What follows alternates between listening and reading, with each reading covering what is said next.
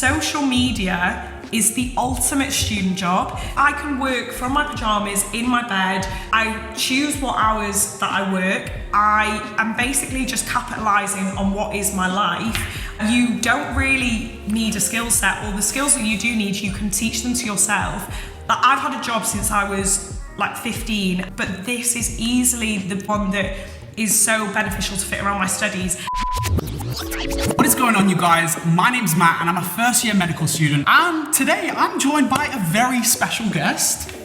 Miss Faye Bate, Miss fourth year medical student and YouTuber. And in today's video, we're going to be discussing whether or not you should be on social media as a medical student. Now, between me and Faye, we have around 5 years experience on this platform.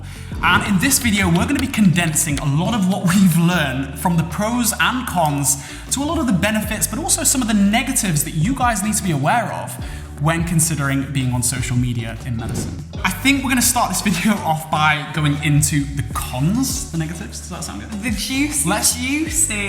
Let's start really juicy with this video.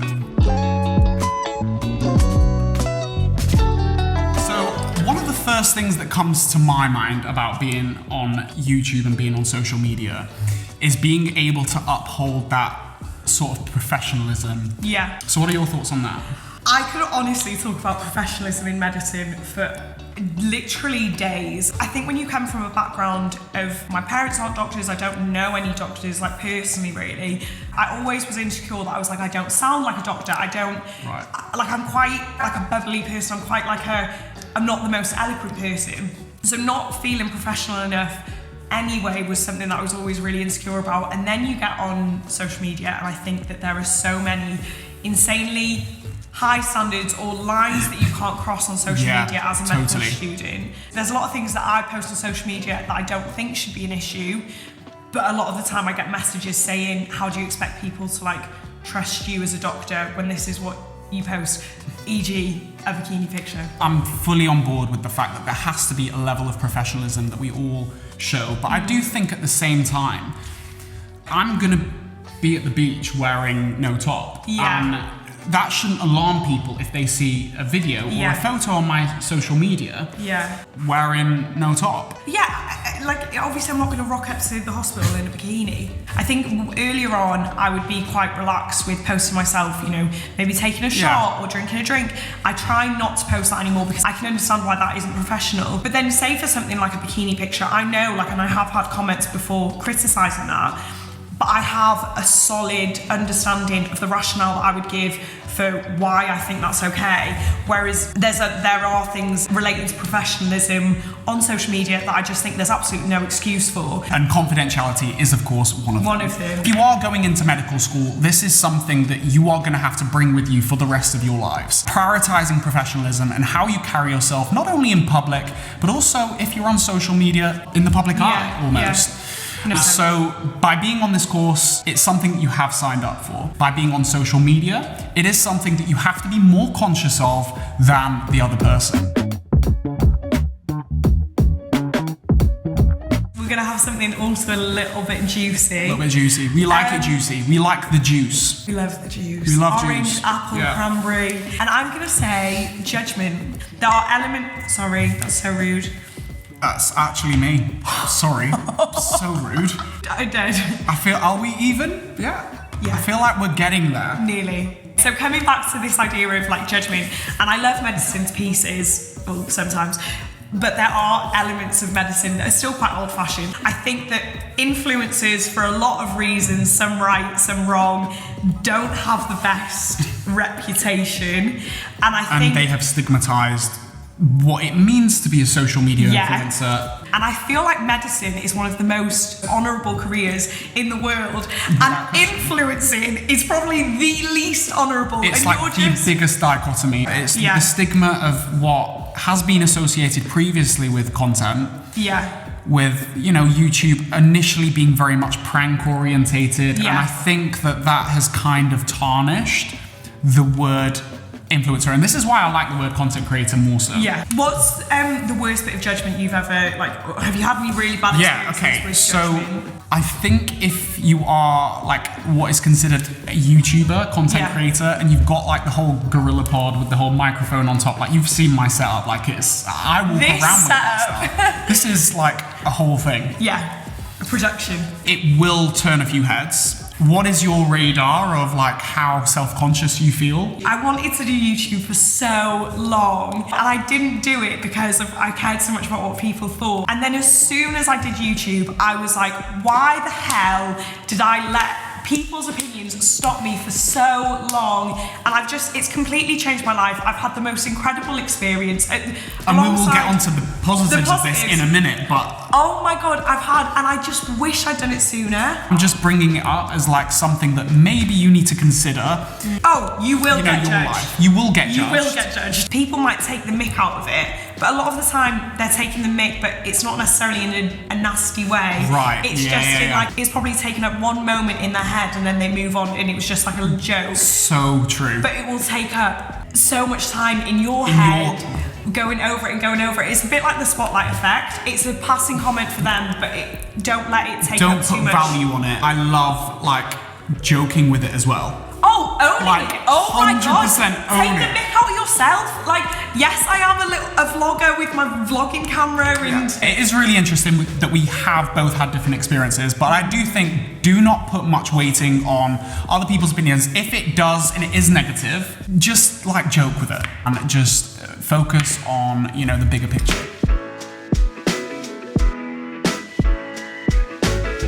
Big one for me, especially if you're trying to take this more seriously, is balancing it all and like time management, and what is the best way of doing that? Especially on a course like medicine, it is really demanding. Yeah. And if you are trying to consider taking social media more seriously, it's like, where does that fit in your schedule and how do you balance it? Do you know what the irony of like, I feel like so many of my vlogs, people always comment, they're like, I love how you show like your life balancing medicine, like you seem so different to all these study YouTubers who are like studying for 8 hours a day, etc. And I look at it and I go, ha ha ha, that's absolutely hilarious because I just pulled an all-nighter editing a video. YouTube especially takes up so much time. So much time. I have no idea. You guys do not understand like the back end of this. Like before we even clicked record, we were setting this room up for 2 hours. About 2 hours. Like the whole like lighting setup, then there's the filming that goes on. Like we're gonna be going through like hours worth of footage. From start to finish, that's a good, I'd say a day and a half worth of like in total. And the rest. And actually embarking on doing social media stuff, you do have to think about that, because I can't quite decide if it's impacted how well I've done at medical school. Like I'm very happy with how I've done at medical school, but then sometimes I do have this thought, is like, would I have done better? Yeah, I mean, there are a lot of sacrifices that you're going to have to make if you want to go ahead and pursue this, but it is all about compromise. From having a YouTube channel and like vlogging my experience, I feel like it actually puts a bit more pressure on me to do well. Yeah. Because if I'm doing a day in the life and I'm like, right, for the next 3 hours, I've got my forest app up, I'm just going to like bash it out, I'm just going to do like straight revision. Like I need to perform, because if I'm going to be talking about my, study habits and like what works for me, and hopefully this can be of some value to you, I feel like it needs to translate actually in my grades. It's like, say if I'm vlogging and I haven't really done much in the vlog, I'll go, oh, do you know what, I'll just get an hour in a study for the vlog. Love that. And love that. I will, because I can't scroll on TikTok and vlog scrolling on TikTok for an hour, so no. And so for the content's sake, like let's just get an hour of revision done. Yeah, no, completely. I am so scared of the thought of failing an exam, because I've put myself out there on social media. I know that it would get out and then people would be like, ha ha ha, Faye with the medical school YouTube channel, she didn't even pass her exams. Whereas actually failing an exam in medical school is very common. I'm so scared of starting my first job as a foundation doctor. Someone who I work with going, oh, that's Faye with the YouTube channel, she's a dreadful doctor. But so interesting, yeah. Conversely, it is a huge pressure to be like the best I possibly can be at all times. Like, such an easy cop out for the faculty, for the med school to be like, well, something has to give, and you know, we don't think this is feasible, and they love talking about how it's impossible to have a job at med school. No, like, you're not allowed a job at med school. No, exactly. I have a job. I have like these 2 YouTube channels. Like, you make it work. You find time, and I actually think by adding things to your timetable, you actually unlock like parts of like how organized you can become, and it makes you so much more motivated. And by adding more and more things to my schedule, I've actually found that it's actually brought a lot of benefit to me. I think there's a fine line, you know, you can overdo it and you can get burnt out if you push yourself too far, but like, I have pushed myself to a boundary, and from doing that built up so many better skills. And that is such an invaluable thing to do, and I'm all about doing that in your 20s, because it's in your 20s that, you know, you're able to push yourself to the limits, because you don't necessarily have like the responsibilities that we will have in the future, and it's by pushing yourself to realize where that boundary is that makes you really understand, okay, that's my limit. Interestingly, when you mentioned about the fear of failure, I was listening to a podcast. It's called the Huberman podcast. He was actually saying that the biggest motivator isn't by focusing on the big picture. It's not focusing on the outcome. It's actually the fear of what will happen if you fail. The fear of failure is a bigger predictor of how successful you can be on something. It's so interesting, because when I think about like revising for an exam, the thing that really spurs me on isn't thinking, right, I want to get this distinction. That doesn't get me out of bed and flip my duvet. Like, I'm flipping the duvet when I'm thinking, okay, I've got 2 weeks. Why am I looking at my watch? It doesn't tell me how many weeks I have. I think the same with YouTube, because I think I've put myself out here and I need to be successful on YouTube to almost like prove everyone wrong. And that's the fear of failure. Love that. The guidelines are fluffy as hell. And when I say fluffy, I mean that they just say something that's like, be professional on social media. That's so blurry, and I just don't think it's helpful, especially if you come from being completely new to the world of medicine. Not coming from a family of doctors, maybe. Exactly. Especially in 2022, like, what does that mean in a world of social media? Exactly, and I think that the guidelines do themselves a disservice, because when you don't have these proper guidelines, you're discouraging medical students, medical professionals from getting on social media because they don't have the right resources to be professional on social media. And then in a world where influencers are promoting appetite suppressant lollies, skinny teas, stuff with absolutely no evidence base whatsoever. Medical students and doctors, we are taught to only quote information that is based on research papers and is backed up by science. So actually, would it not be a better thing to get more doctors and medical students on social media? Refine the guidelines for what that means, so that for the lay individual, there is a better source of information. And like, NHS England spends so much money on public health messaging. Think of the impact you can have from a public health perspective in involving areas of the population that aren't as engaged in health education. In the more formalised way. But do turn to social media avenues to find their information. But I just think it is about really sifting through a lot of the skinny teas. And a lot of the appetite suppressant lollipops. So bad. Now we have another con, and that is content is forever. Once you've posted something, you have absolutely no control of where that goes. With being a medic or medical professional, you have to be so much more careful than anyone else. And it's little things like, say one morning I've woken up and I've been out for a couple of drinks, and like I've posted a video of like me and my friends taking a shot at the bar. And you didn't think about it at the time, because why would you? Exactly. And for anyone else, that's completely normal to post that on your social media. But then the next morning, I just have like a pang of regret, because I'm like, that's on my medic Instagram page. That wasn't really appropriate for me to do. Could that be misinterpreted? Exactly. One day in the future, could someone come back and bite you in the bum? But once it's posted, I can delete that story. People have still seen it. Someone might have screenshotted it. You never know where that has gone. The thing is like, as a medical student, I'm not going to never do a shot with my friends at the bar. It's not taking away that much from my life to just not post it on my social media. For sure. You just got to be a bit more selective. You just got to be a bit more cautious. Exactly. And you just got to be a little bit wiser about what you do and don't do. Exactly. My last con is hate. That's a big thing. Whenever you put your vulnerable self online, there's always going to be different opinions, and I do a really good job of just filtering it. For me, it means absolutely nothing. Because I think it's so easy to distinguish between what is a hateful comment and what is a critical comment. Yeah. Oh my God, 100%. So if something's someone's been outright rude, I'm just switched off to it, I'm not bothered. Yeah. But if it's like, in some way constructive, I'm a lot more receptive. Yeah. I would agree that I'm kind of the same now at this point, where I never respond to hate comments. It actually doesn't impact me that much, but I remember when I first started, and I think being exposed to all these negative opinions about yourself can be really, really, really difficult. And when you're doing something as emotionally taxing as medicine, I could go into the hospital and I could have like a really bad day, and then I come back and I look on YouTube Studio and I see a negative comment after I've had a crappy day. Right, and it affects you. Oh my God, I'm so much better at it now, but initially I really, really took it to heart. And do you feel that it still affects you in the same way? No, absolutely not. So have you learnt to completely...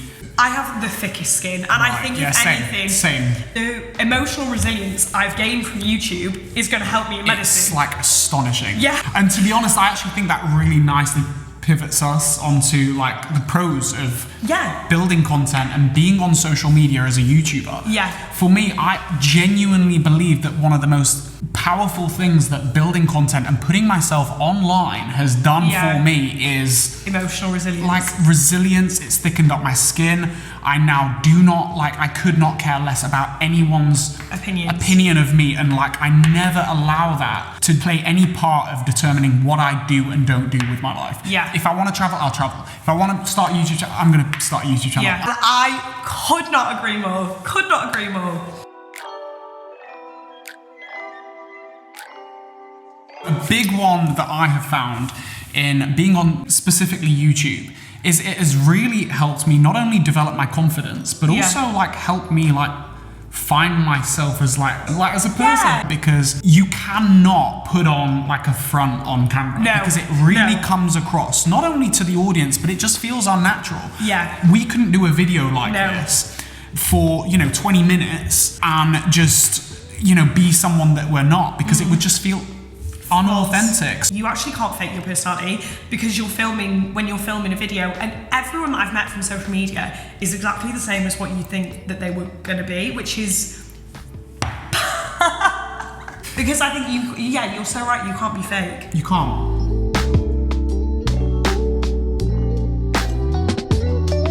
Social media is the ultimate student job. You are completely flexible. I can work from my pajamas in my bed. I choose what hours that I work. I am basically just capitalizing on what is my life. You don't really need a skill set, or the skills that you do need, you can teach them to yourself. I've had a job since I was like 15, but this is easily the one that is so beneficial to fit around my studies. I think obviously the drawback to that is that you can't guarantee an income initially, but I think if you're intelligent about it, even without many subscribers, that many followers, that's the biggest hurdle to overcome. It's at the start, it's like getting there. Exactly, but even without that many subscribers, you can still make quite a fairly substantial income if you're smart about it. Oh, totally. Through ebooks or different avenues, and by learning from other people. So I'd say that's the biggest benefit, is the ultimate side hustle. I would really, I could not agree more. I would genuinely say YouTube is the most incredible thing about what it can do for you, and the way that you worded that is just perfect. It is the ultimate student side hustle. You would just be documenting your life either in a blog format or consolidating your knowledge by building actual scientific content. Cannot agree with that more. 2 birds, 1 stone. Exactly. Being a medic on social media, I actually do think that you have an ability to shape so much about what it means to be a medic on social media. And I think that's an amazing thing. It is. It's like, it's the future. We all know that social media is the future. It's the new marketing avenue that like they're not using magazines anymore. You know, newspaper articles and like adverts on television as well. Everything's shifting to YouTube. You are building your own brand, and it is a growing industry, it's a growing field, and you will be doing yourself a disservice by not getting involved sooner rather than later.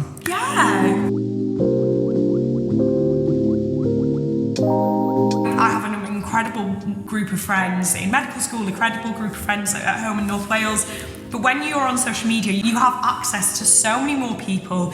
The people that I've met through social media, e.g. like yourself, other people who create content, but also just normal people who I can connect with, who are like-minded. And you just know the classic one is if I'm ever in a city or anywhere and you just post a thing on your story and say like, oh, like, is there... Do you want to connect? Yeah. And it's just a really good opportunity for collaboration. Yeah, exactly. And for meeting new people. Yeah. So my final point is, I really find that medicine is one of those careers that you are limited to your time. Like, it is literally a transaction between your time based on what you earn. It's not something that you can do passively. Yeah. And by focusing on building a YouTube channel, it is something that does generate a residual income. It is something that you can rely on to some extent. At some point when you have built this to, a certain level, that does open doors for you to take time off in the future. I always think that I am so much more committed to medicine because I know that I won't rely on medicine. Totally. Totally. Like, I can do it just because I love it, and I can only be involved in it when I can be my best self and do the best. And I don't have to ever feel like I'm obliged to work because I have to. It's an amazing, amazing thing, and it's an amazing age that we live in. So I think that actually really nicely wraps up this video, and I feel like we've covered so much. So hopefully after having watched this, you feel in a much better position now to establish whether or not this is the right thing for you. If you guys have enjoyed this video, please hit that like button. It really helps this channel. And also subscribe to the channel and hit the bell notification so you get notified every time I post new weekly content. After you've subscribed to my channel, make sure you click that link in the description and follow Faye on Instagram, and you can find her YouTube channel there as well. I think that's it from me and Faye, so I will see you guys in the next one.